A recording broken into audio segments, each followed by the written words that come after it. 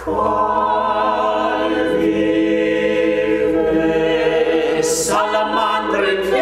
Western Wind is a vocal sextet, and we began in 1969. And it was a group of young singers who were originally turned on like crazy to Renaissance music, especially the Italian madrigal repertoire from the late 16th century. And we had so much fun doing that, we decided that we'd stay together as a group. And we chose the name Western Wind a few months later. But in choosing the name Western Wind, we made a very conscious decision that we wanted to be like a group that could blow backwards and forwards in time and not be stuck just doing early music or Renaissance music.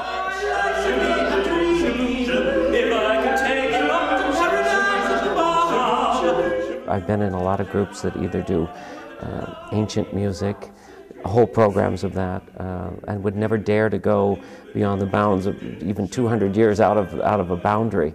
But we can do doo-wop and then Gregorian chant back to back with the same intent. I think that is the most expressive aspect of what we do.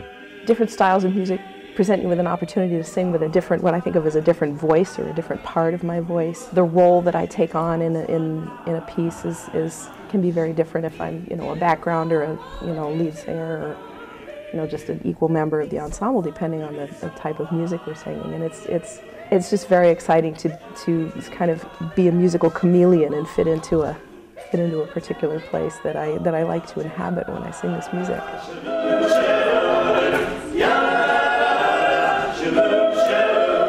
We joke that we have a six-way marriage, and I think that means that all of us are well aware of one another's faults and shortcomings and limitations, and we know to what extent we need to extend patience toward those things when conditions are trying, like, short nights of sleep and travel or whatever.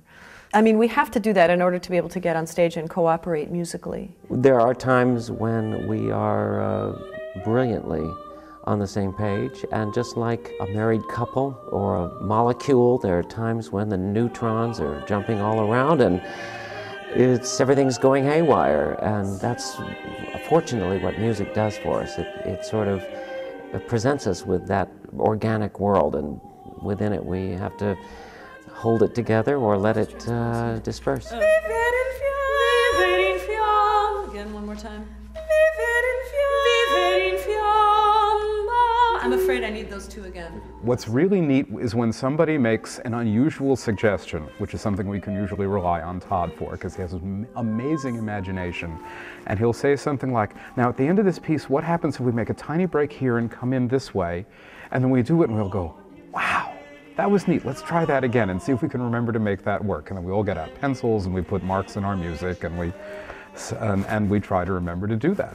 And the challenge of that, of being the only person on your part and responsible for that, and having to be listening and relating to every person in the group at the same time, tuning, staying in time with them, and being aware of their breathing is a great challenge and something we all love to do.